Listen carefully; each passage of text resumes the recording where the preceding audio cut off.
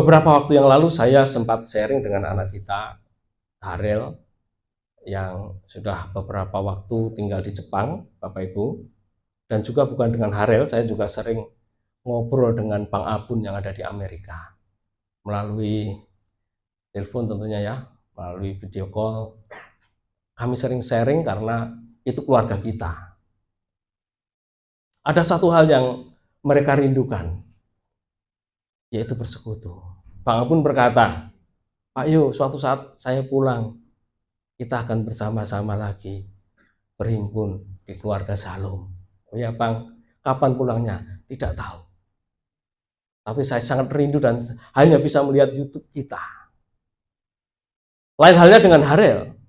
Dia berkata begini, Om, semua yang dikatakan Om benar sebelum aku berangkat ke Jepang.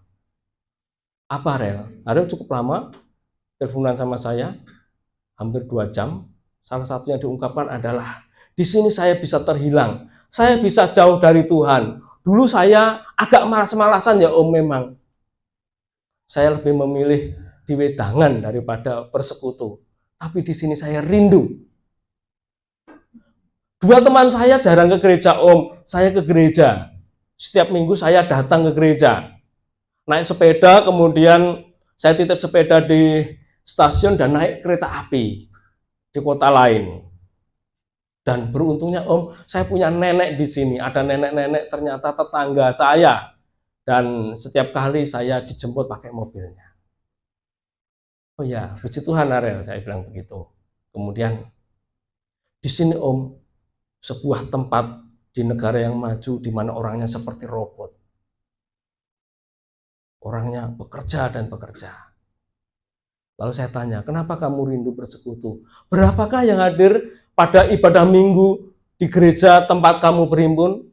Siapakah hamba Tuhannya? Dia katakan, ada seorang pastor dari Eropa yang tinggal di Jepang. Dan rata-rata yang hadir pada hari Minggu adalah 5 orang. Luar biasa ya di negara maju. Paling banyak berapa hari?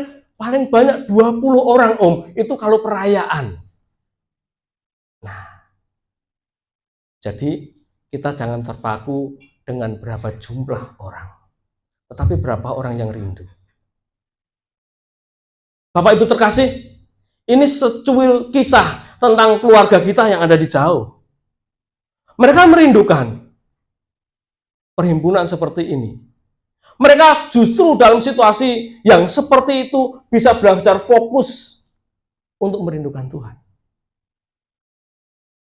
Sangat sulit ngajak Bang Abun untuk nonton Truth ID ketika ada di Solo. Tapi sekarang dia katakan, aku lihat Truth ID. Aku rindu. Dan Facebook kita yang sepi itu, biasa yang nge-like pertama adalah Bang Abun. Bapak Ibu terkasih, apa yang bisa menggagalkan fokus kita kepada Tuhan? Salah fokus adalah menjadi satu bagian sangat berbahaya, Bapak Ibu, di dalam pengiringan kita akan Tuhan. Hari-hari ini kita diajak oleh Bapak Gembala Senior untuk masuk sebuah kegerakan yang berbeda dari masa-masa yang lalu. Karena situasi gereja di akhir zaman begitu berbahaya. Kita diajak untuk masuk sebuah gerakan hidup kudus. 24 jam di hadirat Tuhan. Bukan hanya ketika kita ada di tempat ini, Bapak Ibu, tetapi setiap saat di dalam hadirat Tuhan. Dan tidak boleh meleset sedikit pun. Bapak Gembala mengatakan, sehalus apapun kemelesetan itu tetap berbahaya. 1 mili meleset kalau dibiarkan akan menjadi 5 cm. Kalau dibiarkan akan menjadi 10 cm. Dan kalau kita teruskan akan semakin jauh dari pikiran dan perasaan Tuhan. Menjaga ketepatan ini adalah pekerjaan yang harus kita lakukan. Dan kitab Wahyu menuliskan tentang kondisi jemaat-jemaat yang sangat berbahaya di akhir zaman. Bahaya salfok. salah fokus. Kalau kita mengiring Tuhan, salah fokus kita, maka kita ada dalam kondisi bahaya. Kembali kita akan mengingat-ingat apa yang terjadi pada jemaat di Laodikia. Kita Wahyu pasal 3 ayat 15 dan 16 menuliskan demikian. Aku tahu benar keadaan kalian, panas tidak, dingin pun tidak. Aku ingin kalian panas atau dingin, tetapi karena kalian suam-suam saja, aku akan meludahkan kalian dari mulutku. Ini sebuah kondisi yang sangat buruk dalam kehidupan kekristenan, ketika sebuah kehidupan yang kelihatannya semarak tetapi tidak dapat dinikmati oleh Tuhan. Bukan hanya dimuntahkan, ketika dimuntahkan artinya sudah pernah dinikmati, kemudian masuk, lalu dikeluarkan. Terjemahan dalam firman Allah yang hidup ini lebih jelas. Dikatakan di sini bukan dimuntahkan tetapi diludahkan. Hidup yang tidak bisa dikecap oleh Tuhan. Kita seringkali dulu menyanyi kecaplah dan lihatlah betapa baiknya Tuhan itu.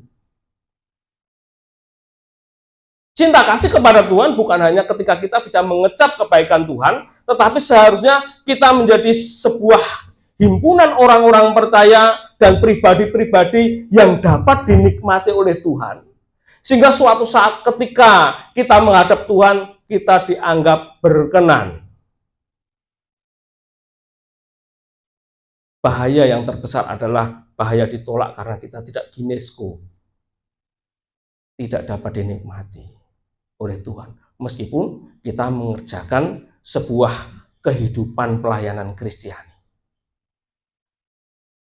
Bapak Ibu terkasih, apa yang membuat jemaat di Laodikia ini semakin hari semakin tidak bisa dinikmati oleh Tuhan? Apa yang membuat mereka salah fokus? Ya karena salah fokus. Fokus hidupnya salah sehingga hidupnya tidak dapat dinikmati oleh Tuhan. Meskipun mereka kaya dan memperkayakan diri dan merasa cukup. Sekarang kita lihat situasi yang ada di Laodikia di zaman itu. Laodikia adalah kota yang makmur, Bapak Ibu, yang terkenal dengan industri perbankan yang sangat maju. Ada pabrik wol di sana dan juga sekolah medis, ya sudah ada sekolah farmasi yang menghasilkan obat mata, salep mata. Jadi Laodikia itu suatu kota yang benar-benar sudah maju dan jemaatnya makmur. Maka tidak heran kalau tertulis di sana mereka menjadi jemaat yang mapan. Mapan secara ekonomi, karena situasi ekonomi di kota itu ya cukup bagus, pergerakan ekonomi bagus. Di mana ada pergerakan ekonomi bagus, kehidupan masyarakatnya maju. Dan tentunya kehidupan gerejanya semakin baik secara kuantitas. Maka di sana mereka bukan hanya jemaat yang memiliki kemapanan secara ekonomi, tetapi juga kemapanan di dalam hal pengetahuan. Tentunya bukan hanya pengetahuan di bidang industri dan farmasi serta perbankan. Karena ada jemaat Tuhan, tentu ada pengetahuan Alkitab yang bagus. Lebih dari jemaat-jemaat yang lain. Dan ini juga terjadi dalam kehidupan kita di zaman ini. Di zaman akhir ini. Saya merasakan sendiri ketika saya melayani di daerah, Bapak Ibu. Sejak saya keluar dari Jakarta, kemudian saya melayani di daerah. Pernah suatu ketika saya melayani di sebuah gereja kecil di lereng Lawu sana. Sangat sulit, hanya untuk mendapat buku-buku rohani sangat sulit. Untuk belajar ya sangat sulit. Kenapa? Karena saya harus bekerja keras, beternak dan bertani, malam sudah capek, nggak sempat baca buku. Pelayanan jalan kaki, ya sangat sulit. Jemaat tidak mapan secara ekonomi, Hamba Tuhan memikirkan bagaimana meningkatkan ekonomi jemaat, bagaimana gereja bisa bergerak dengan baik, bertumbuh. Tetapi yang luar biasa adalah jemaat di sana tidak kehilangan fokus. Dengan segala kesederhanaan dan keterbatasannya mereka mencari Tuhan. Ada seorang ibu yang buta, Bapak Ibu, bernama Ibu Sukini. Ibu yang buta.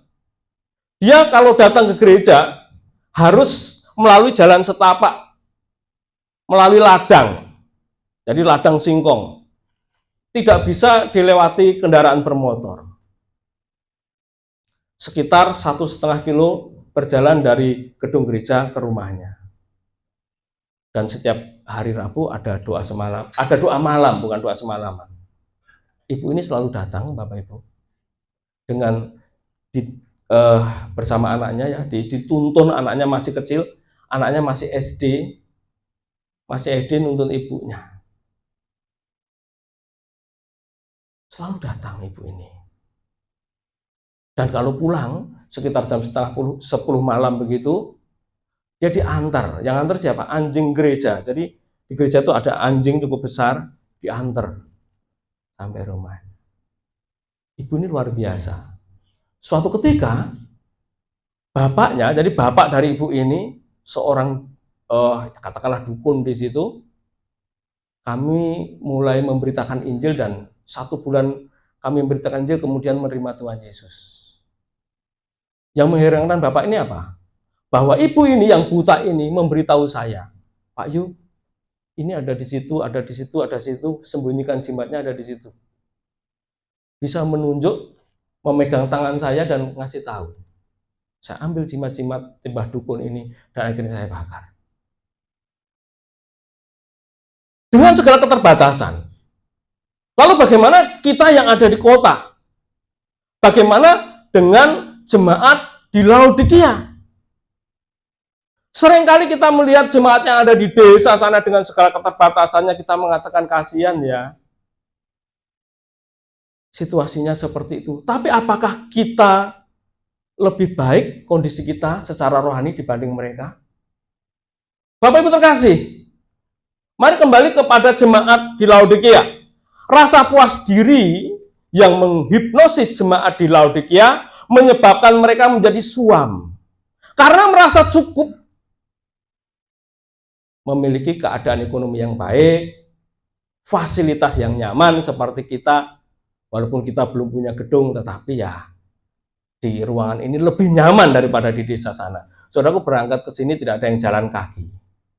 Tetapi ada seorang bernama Mbah Somo yang harus nyebrang kali dan jalan kaki 2 kilo untuk sekedar bersekutu. Dan itu idolanya Pak Ari. Pasti kalau saya cari Mbah Somo, ya. Saudaraku datang ke tempat ini naik mobil, udah mobilnya ber-AC, tempat ini ruangannya ber-AC. Ada kenyamanan. Demikian juga saudaraku mendapat pendidikan Alkitab yang lebih baik. Saudaraku bisa mendengarkan pembicara-pembicara yang cukup bagus, mapan secara teologi. Bukan hanya melalui mimbar gereja ini, tetapi melalui channel Truth ID atau channel yang lain. Pasti saudaraku lebih pintar dari jemaat yang jauh di pedesaan di gunung dengan segala keterbatasannya sana. Yang dimana para pembicara hebat jarang sekali datang ke sana. Karena tidak ada hotel yang bagus dan juga tidak ada transportasi yang nyaman. Kadang motor harus dititipkan di salah satu desa, kemudian jalan kaki sekitar 1,5 kilo. Kondisi kita sangat baik. Rasa puas diri menghipnosis jemaat di Laodikia menyebabkan mereka menjadi suam, saudaraku. Suam. Bagaimana dengan kita? Aku nggak datang, Om. Kenapa? Udan, kan naik mobil. Mobilku baru dicuci. Om, aku nggak datang. Ada kondangan. Besok kan hari Minggu lagi, Om. Iya, kalau besok masih ada hari Minggu. Pokoknya ada 1001 alasan lah untuk tidak datang, untuk tidak bersemangat. Tetapi juga ada 1001 alasan juga sebenarnya untuk tetap datang. Tadi kita nyanyi, lebih baik satu hari. Gimana tadi? Di rumah Tuhan. Gitu ya. Apakah itu hanya di bibir saja? Jemaat di Laodikia tidak puas dengan gairah rohani. Ya, tidak punya gairah rohani yang tinggi. Mulai acuh tak acuh dan menimbulkan kemalasan yang mendukakan hati Tuhan. Meskipun mereka memiliki fasilitas. Fasilitas apa? Kekayaan jemaat Laodikia bukan hanya kekayaan materi, bukan hanya kemapanan secara materi, Bapak Ibu. Tetapi juga kemapanan secara teologi. Sebuah pengetahuan. Minggu yang lalu kita sudah belajar, pengetahuan tanpa pengalaman berjalan dengan Tuhan itu memuakkan hati Tuhan. Seharusnya bagaimana? Apakah kita tidak perlu pengetahuan? Nanti kita akan dalami. Fokus kita bukan hanya kita mengerti hari ini, bukan kita memahami suara kebenaran, tetapi bagaimana saudara dan saya mengalami Tuhan. Oleh karena itu, kita harus fokus kepada Tuhan. Mengalami pimpinannya, kita sudah belajar tentang gema rema di dalam nurani manusia. Gema rema itu apakah kita dengarkan di dalam nurani kita? Di tengah riuh rendahnya suara dunia dan berbagai pendapat orang. Bahkan pendapat-pendapat teologi. Apakah kita bisa mendengarkan Tuhan berbicara? Rema itu. Sang Gembala Agung yang pernah berkata, gembala yang baik mengenal domba-dombanya, dan dombanya mendengarkan suaranya. Mendengarkan di tengah riuh rendah suara dunia. Kita membayangkan sebuah pertandingan sepak bola lagi. Riuh rendah orang berteriak. Teriakannya nggak ada yang jelas. Nggak usah banyak orang di stadion. Satu orang saja anak saya nonton bola. Waduh, udah bengak-bengok. Sampai mamai, paten nonton TV-mu. Asik kok, asik. Ojo bengak-bengok, nonton bola orang oleh bengak-bengok. Jadi, saudaraku, ini sudah dua supporter ini ribut kalau nonton bola di rumah. Ya. Sampai coba di stadion. Teriakan apa? Ayo giring, tendang. Ada yang wah macam-macam. Tetapi sang pemain, para pemain ini mendengarkan teriakan pelatih dan mengenal suara pelatih. Gembala dalam konteks bola ini.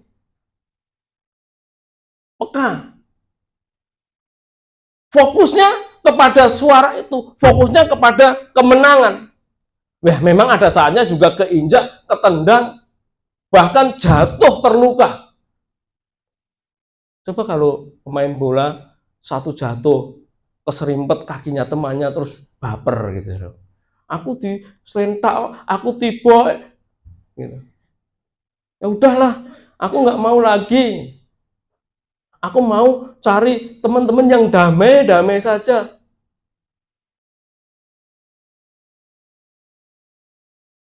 Bapak Ibu terkasih, kita harus belajar di sini. Karena kita harus menyelamatkan nyawa kita sendiri, paling tidak. Pairus berkata hidup sesuci-sucinya. Kita sedikit meleset saja nggak suci, ya. Ada kucing tetangga lewat, ya. Kemudian buang kotoran di depan pintu saudara. Gitu. Yang saudaraku, kalau saudaraku jengkel kemudian ngomel, yang diomeli kucingnya atau tetangganya? Ayo, siapa? Dua-duanya kata Jebus. Kucingnya sopo toh? Kucingnya Yohanes dasar pendeta nggak tahu diri, kucing orang dikurungi ya. Kalau kita mau hidup suci bagaimana? Apa susahnya sih ambil sapu kemudian disapu? Tapi dalam praktek kehidupan sehari-hari memang bisa begitu. Wes saben dina tak saponi Om, tapi kok yo ning kene iki terus to Om.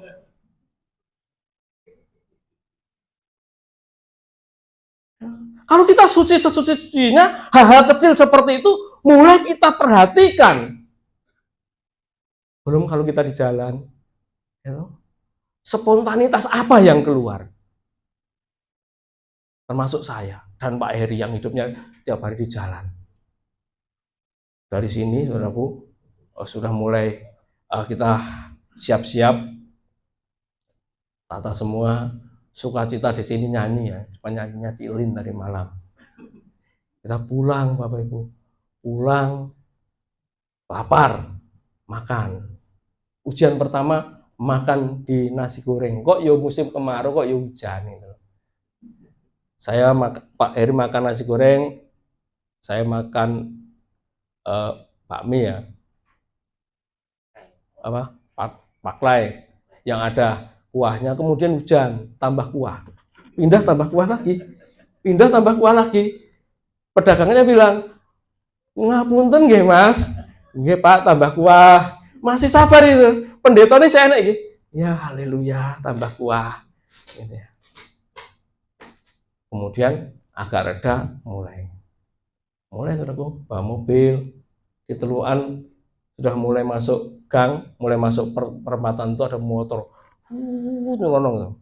mobilnya sudah ke tengah, motornya malah digas itu. Ini the power of mak-mak kan gitu. Sudah dekat, saya sudah berhenti, sana ikut ngerem, hampir jatuh, langsung, buat salah, kurang ajar, wong ngerak ngerem. Pak Heri belum lulus, kita belum fokus. Padahal besok mau buat Pak Heri. Iya ya Pak Yu, sulit. Perkara-perkara kecil. Secara teologi pinter pendeta, pinter. Sabar ya saudaraku. Kalau seperti itu mending diam. Tapi spontanitasnya apa?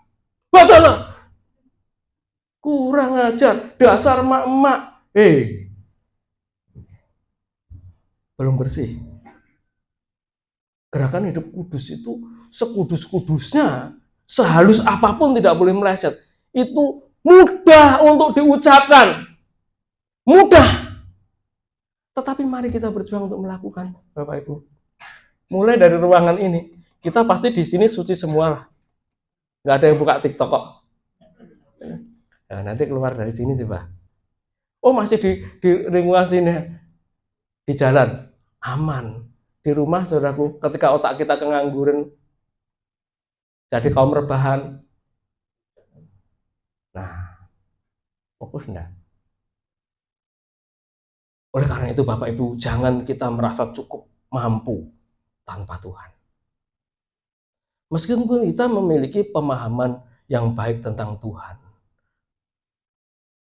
Saya juga minder sebenarnya berdiri di tempat ini. Yang duduk di bangku ini bukan orang-orang yang tidak belajar.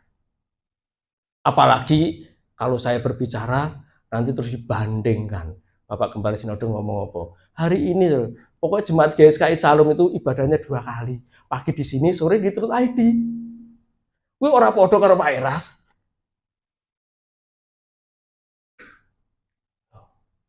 Kita mau belajar. Saya minder.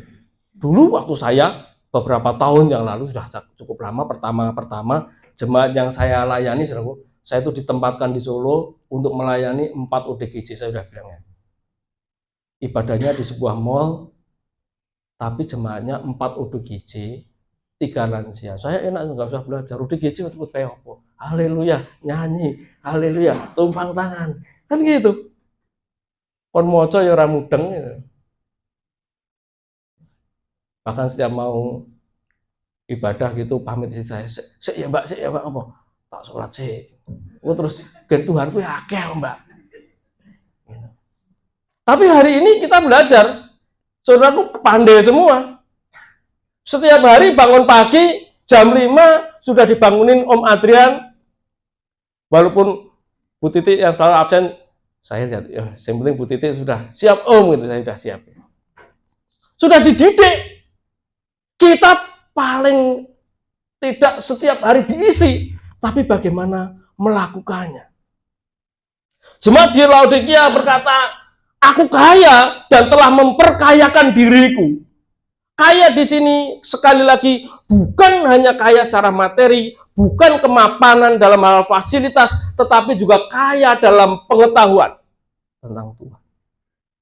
Dan itu membuat mereka akhirnya merasa mapan. Mereka lupa dengan apa yang Tuhan katakan ini. Dalam Matius pasal 5 ayat 3. Berbahagialah orang yang miskin di hadapan Allah, karena merekalah yang mempunyai kerajaan surga. Miskin di hadapan Allah di sini artinya merasa tidak berdaya tanpa Tuhan. Maka tadi kita menyanyi, Bapa, tolong aku dapat mengerti yang Engkau ingini dalam hidupku sebelum berakhir hariku. Ku menyelesaikan tugasku. Tolong aku Tuhan. Meskipun aku memiliki pengetahuan tentang kebenaran. Tolong aku mengerti apa yang Kau ingini dalam hidupku hari ini. Supaya aku tidak meleset. Supaya aku tidak hamartia. Sehalus apapun kemelesetan itu, supaya aku segera sadari dan aku segera kembali ke jalurmu. Beri aku telinga mendengarkan suaramu. Engkau berkata apa? Karena pikiran hatiku seringkali terpengaruh oleh lingkungan. Mata saya merekam banyak hal, telinga saya juga mendengar tanpa puas. Pasti mempengaruhi pikiran. Tapi apa katamu Tuhan? Aku tidak mampu. Aku miskin di hadapanmu. Aku merasa tidak berdaya dan memang tidak berdaya tanpa Engkau. Oleh karena itu, aku membutuhkan. Hari ini, aku membutuhkanmu. Melek moto, saudaraku. Haleluya. Haleluya.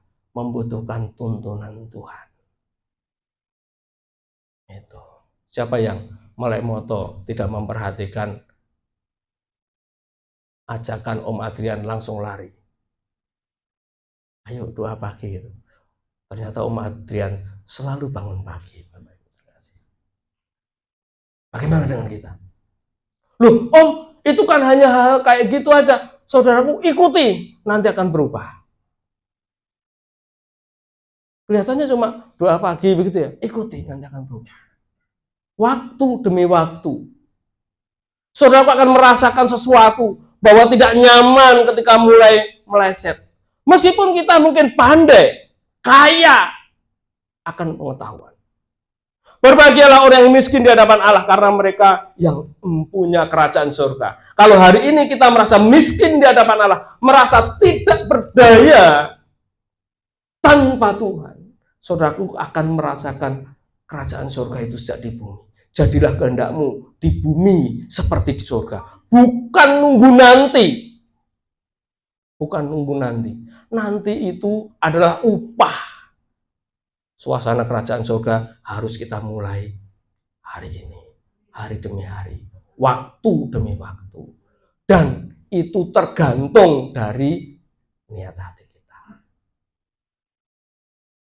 Kok serius banget sih? Ya kita serius mau mati sih nggak serius. Ya toh. Saudara dikasih tahu deg-degan enggak? Saya sudah cerita toh. Waktu bapak saya dipanggil Tuhan sudah tahu, sudah siap-siap kayak gitu. Bahkan sudah kasih pesan ayat beberapa menit sebelum dipanggil dia mengatakan, aku kok deg-degan. Jelaslah kok ada rekaman, aku deg-degan. Manggil, met. Wedi dalam arti gentar, aku gentar. Tapi sudah ngomong. Baru dia tidur. Koyok sinetron. Nah kalau kita nggak dikasih tahu deg-degan lah saudara. Bapak Ibu terkasih. Karena kemiskinan kita di hadapan Allah itulah, maka kita harus bersedia membayar harga untuk memulihkan kondisi kita yang seringkali kurang fokus tadi. Kurang fokus kepada Tuhan. kurang fokus kepada suaranya, kurang fokus mendengarkan apa yang menjadi maunya Tuhan. Bayar harganya. Membayar harga bukan bicara tentang persembahan uang, tetapi persembahan hidup. Bayar harganya. Kita melihat pemusik kita semakin fokus ya. Itu walaupun harganya dibayar. Di pastori, di stop, ya wes. Pindah ke studio. Habis itu usung-usung, tapi mainnya, saya tanya kepada pemusik, bagaimana? Setelah melayani, puas Pak, sukacita. Saya sudah bilang, di luar sana, saya punya orang-orang yang saya layani dulu, di kota lain, di pulau lain, dia berkata, Pak, saya kalau main musik, sehari itu di 4 gereja, kadang di 5 gereja, tapi ya saya pemain musik pocokan untuk Tuhan Pak. Naik minggu pokoknya itu duit. Nah, saya tawarkan ini pada pemusik, mau enggak? Awalnya dari Solo sungguh-sungguh, tapi sekarang fokusnya menjadi tadi. Enak loh Pak. Yang di GSKI udah ya kuli, ya musik. Tapi saudara punya kepuasan batin yang dapat dirasakan.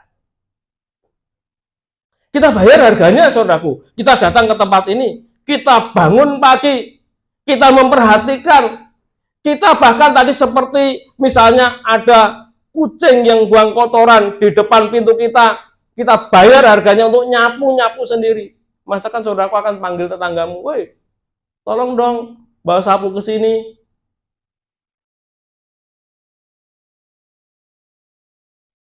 Kita harus benar-benar memperbaiki diri. Kita benar-benar fokus kepada membangun tatanan kerajaan surga itu di dalam pikiran dan perasaan kita. Bukan lagi tatanan kerajaan surga itu ada di kitab suci yang kita baca, kita taati karena kita takut dihukum. Tatanan kerajaan surga dalam kita mempersembahkan kepada Tuhan itu bukan lagi berupa rupiah, tapi hidup kita. Bukan lagi tatanan yang diperdebatkan orang-orang. Kalau bayar perpuluhan itu wajib atau tidak sih? Kalau tidak wajib, nanti kena kutuk atau tidak sih? Oh, tidak kena kutuk, tapi ada banyak belalang. Belalang pelahap, belalang pelompat, belalang pindahan, belalang-belalang lain, belalang tempur. Saya supaya tidak kena belalang itu gimana? Bayar perpuluhan, saudaraku takut dihukum bukan karena tatanan surga itu ada di sini. Kalau tatanan surga ada di sini, saudara tidak perlu bertanya itu. Saudara akan lakukan untuk Tuhan. Saudara akan mengerti secara nurani. Saudara memberi untuk Tuhan itu untuk apa? Dan tidak harus di gereja. Bagaimana saudara bisa membalas cinta kasih Tuhan itu? Kalau orang tatanannya masih ada di sini, saudara, dijelaskan seperti apa malah jadi ribut. Saudara lihat hari ini ada keributan. Saudara kita ribut. Tatanannya ada di sini. Kita merasa tidak berdaya, Tuhan. Aku tidak berdaya tanpa Engkau. Maka tatanannya harus ada di sini. Aku miskin tanpa Engkau, Tuhan. Aku miskin pengetahuan yang benar. Aku memang tahu, aku memang belajar, tapi aku mau mendengar sendiri dari Engkau. Biarlah rema itu bergema dalam nuraniku. Lalu intuisi kita menangkap kebenaran itu. Dan mulai ada komunikasi. Komunikasi antara siapa? Antara kita dan Tuhan melalui rema itu. Komunikasi toh. Ya Tuhan. Begitu ya. Istriku kok ngomel-ngomel terus Tuhan. Nurani bilang, suami, kasihilah istrimu seperti Kristus mengasihi jemaat. Tapi bendino ngomeli Tuhan. Hal kecil jadi omelan. Tapi kasihlah istrimu. Balaslah dengan kasih. Bukan dengan omelan. Pisan-pisan tak semprot oleh orang. Kesucianmu nanti akan mengubah istrimu. Tenang itu. Lalu kita mau taat mana? Kita lanjutkan. Yang pertama, apa yang harus kita bayar, saudaraku? Ketika kita mau fokus kepada Tuhan. Mari kita perhatikan. Di kitab Wahyu dikatakan, hendaknya engkau membeli apa? emas. Jadi karena jemaat di Laodikia merasa kaya, tetapi sebenarnya miskin, melarat, buta, dan telanjang di mata Tuhan. Merasa kaya dalam kemapanan, tadi situasi kotanya seperti itu, merasa kaya dalam pengetahuan, maka Tuhan menawarkan, di mataku, dalam pandanganku, kamu miskin, larat, buta, dan telanjang, maka belilah emas supaya kamu benar-benar kaya. Emas di sini bukan lahiriah, bukan. Kalau lahiriah ya kita ada di sini, lalu kita, saudaraku, ayo kita semuanya menyembah Tuhan, terimalah urapan emas kepiur semua, pure. Lalu mulai nih Mbak Meni membawa baki emas, gitu ya. Lalu ngubah apa? Duitku akeh bukan. 1 Petrus 1 ayat 7. Tujuannya ialah untuk membuktikan apakah kalian sungguh-sungguh percaya kepada Tuhan atau tidak. Emas yang dapat rusak pun diuji dengan api. Coba. Emas yang dapat rusak pun diuji dengan api. Iman kalian adalah lebih berharga dari emas. Jadi harus diuji juga supaya menjadi tangguh. Mari kita perhatikan tulisan warna biru ini. Indah sekali. Iman kalian adalah lebih berharga dari emas. Jadi harus diuji juga supaya menjadi tangguh. Iman yang diuji. Kalau tanpa ujian ya namanya bukan iman. Menjadi tangguh. Kalau saudaraku mengerti, memahami pengetahuan tentang Tuhan dan kerajaannya, saudaraku cakap dalam hal berteologia, cakap menjelaskan kebenaran, seperti saya juga, seperti ada di sini, bicara seperti ini, lalu harus diuji seperti emas yang dibakar dengan api ini, agar tangguh.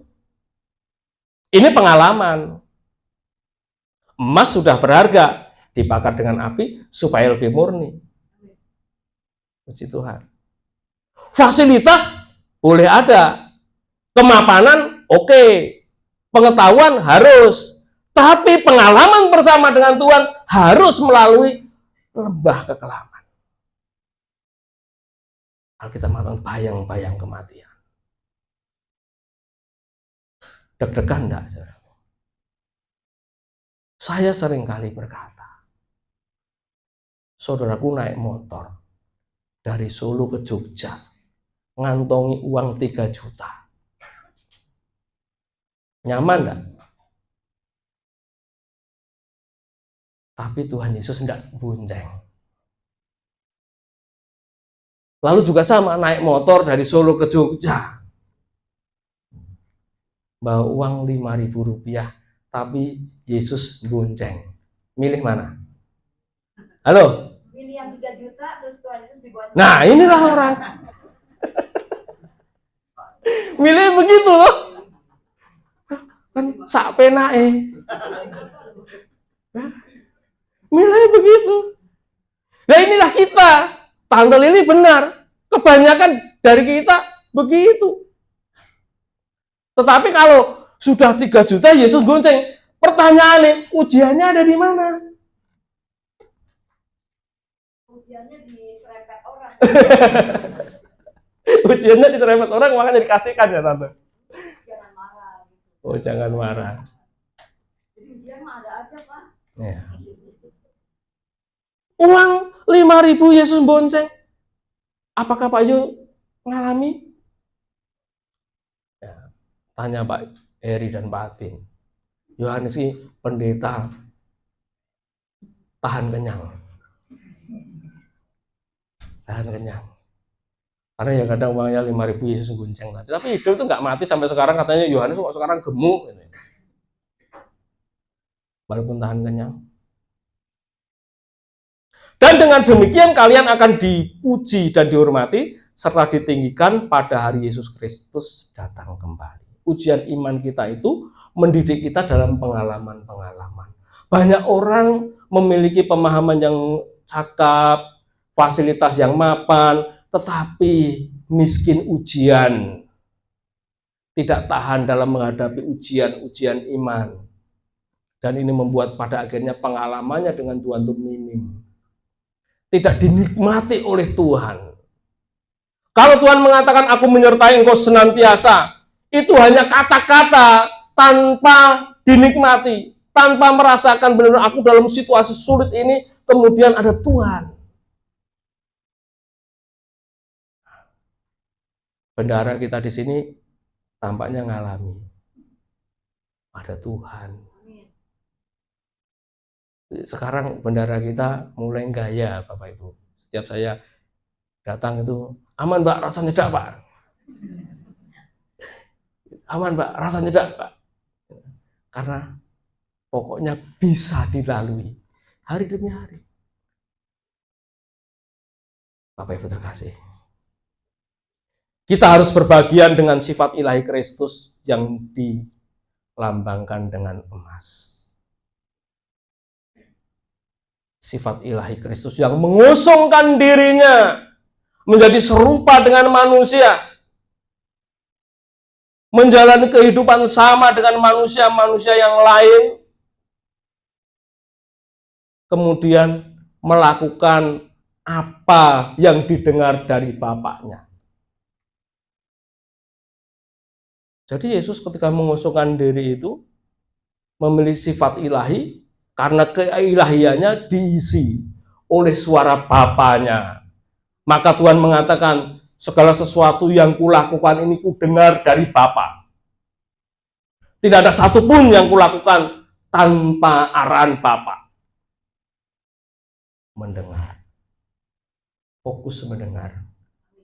Kita memiliki tantangan hidup yang berbeda-beda. Situasi yang berbeda-beda. Memang kita bisa belajar dari pengalaman orang dan kesaksian orang. Tetapi beda. Allah yang disembah oleh Bapak Abraham, Ishak, dan Yakub hendaknya menjadi Allah yang disembah oleh Pak Heri, Heron, Ko Samuel, dan kita semua. Artinya Tuhan turut bekerja dalam kehidupan kita masing-masing melalui setiap peristiwa hidup, gelombang kehidupan yang kita hadapi setiap hari. Dan itu bisa terjadi kalau kita mendengar.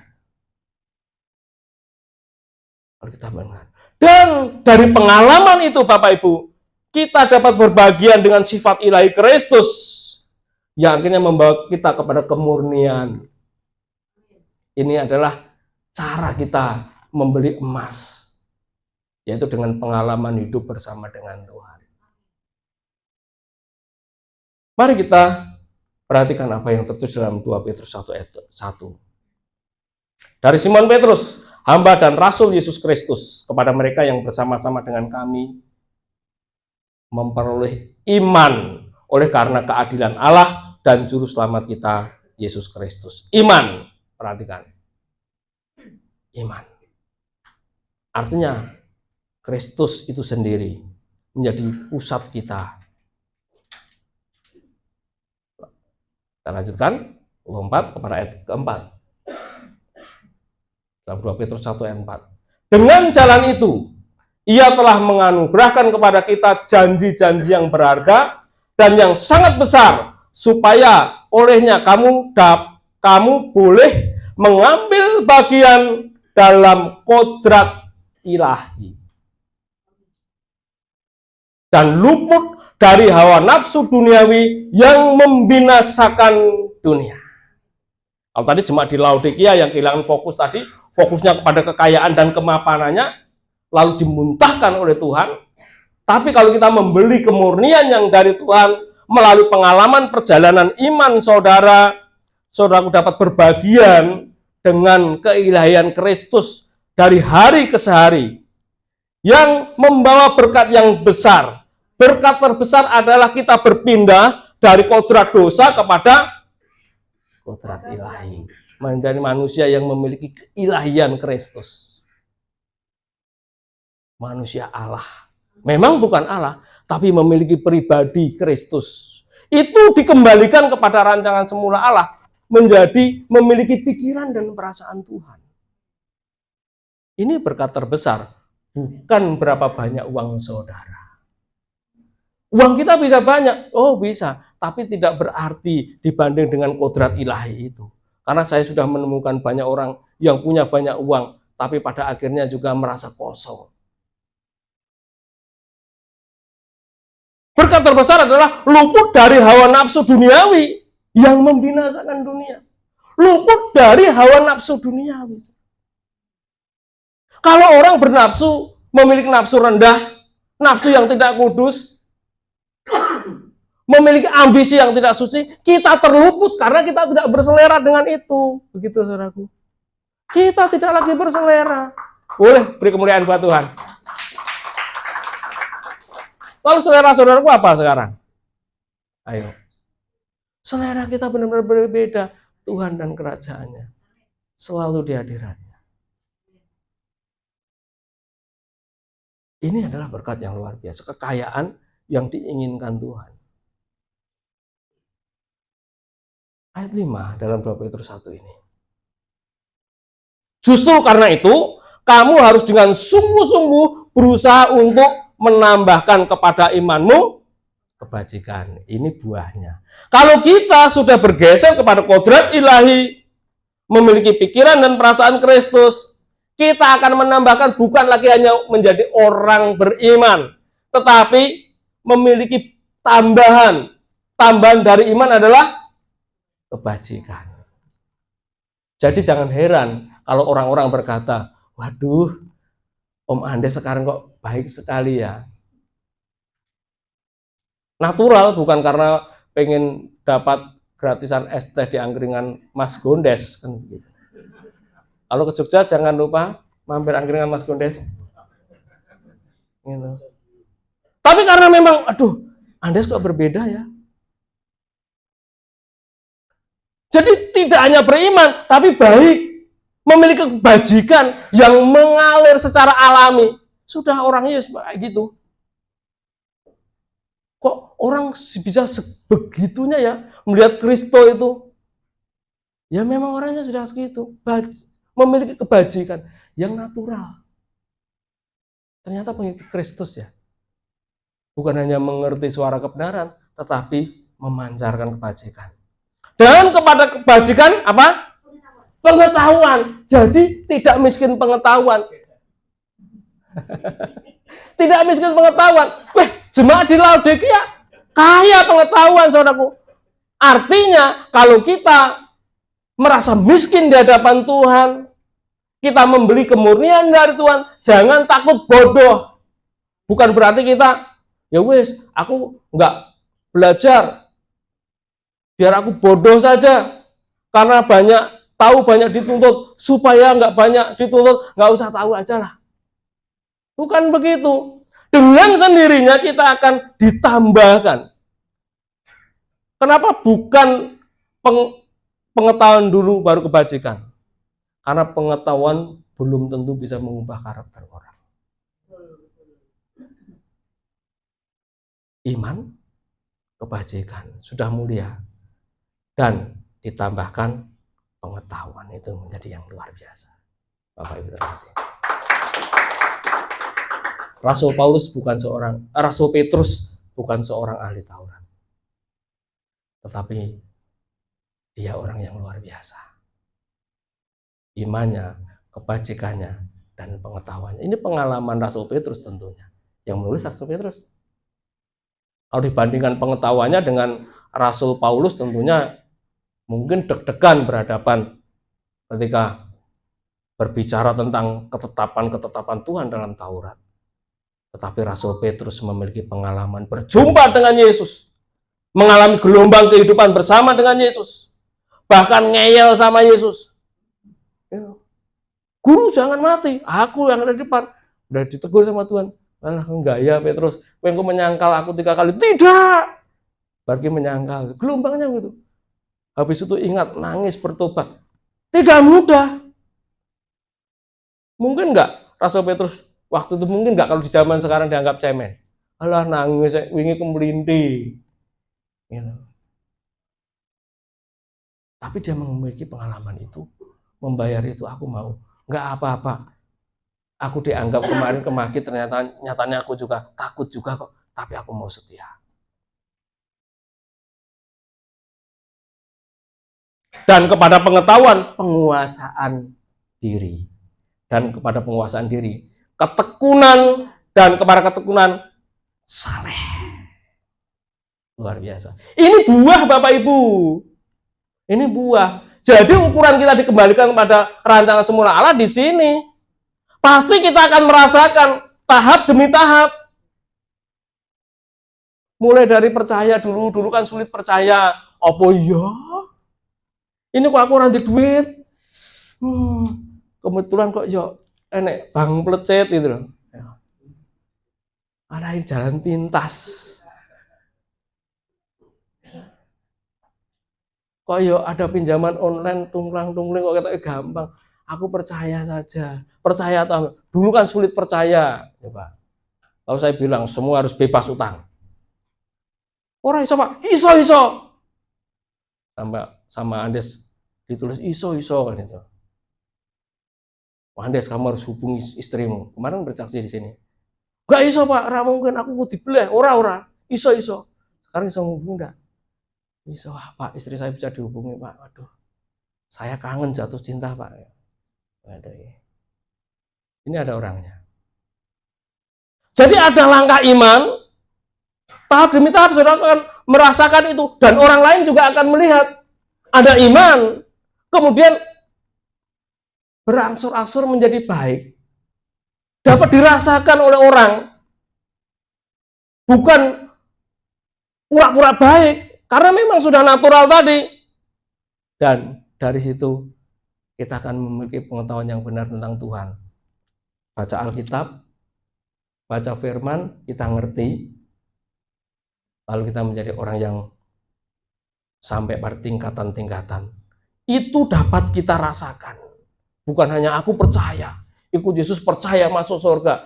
Nah, buktinya apa? Buktinya hidupku tidak berubah. Dari dulu sekarang sampai selama-lamanya. Seperti Tuhan Yesus yang tidak berubah. Aku coba akan berubah om. Tapi saudaraku tidak disuruh pun akan mengalami perubahan. Kepada penguasaan diri, tekun. Ya kalau mau belajar ya harus tekun. Dengar suara kebenaran sekali, saudara nggak ngerti. Tekun. Makanya tiap hari. Doa pagi, tekun. Aku doa pagi om. Kapan? Biar kae pas pandemi. Ayo doa pagi. Wes tahu om. Nggak tekun. Bagaimana mau berubah? Sudah pernah. Tekun ya tiap hari sampai kapan? Ya sampai mati. Tekun. Dan bonus dari ketekunan pasti saleh. Pasti. Jadi bisa. Saudaraku bisa jadi orang saleh. Nah, saya tak ikut pendeta yang lain ya. Tolong saudaraku pandang kanan kiri. Saya ikut pendeta yang lain. Kasih salaman. Selamat masuk dalam kesalehan. Kasih salam kanan kiri. Saya ikut pendeta lain. Gen rodok gaul gitu.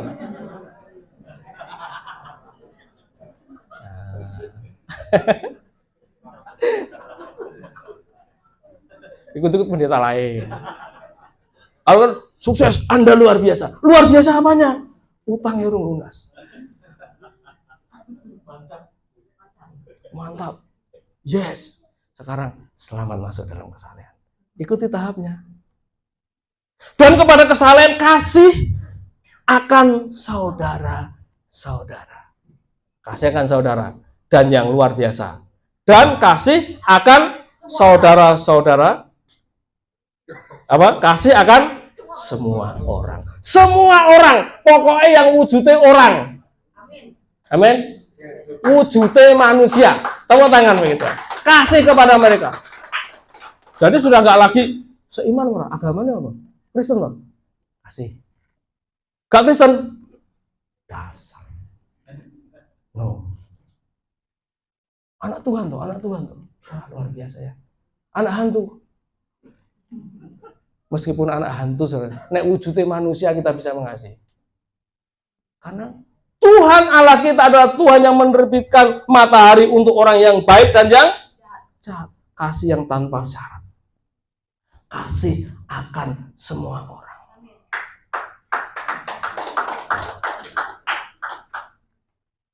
Mari kita masuk dalam kesalehan itu. Kita belum disebut orang yang saleh kalau kita belum bisa mengasihi semua orang. Apapun itu, yang penting orang. Kalau orang gila om, iya. Susah, angel. Saya ngalami. Aduh, saya tuh bergumul tuh, saudaraku. Sekarang juga agak, ketika orang gilanya udah pergi, agak, ya kita cari-cari. Jadi waktu dulu, sebelum kita tutup, saudaraku, ibu saya mengambil orang gila di pinggir jalan, telanjang, dimandikan, begitu, dibawa pulang.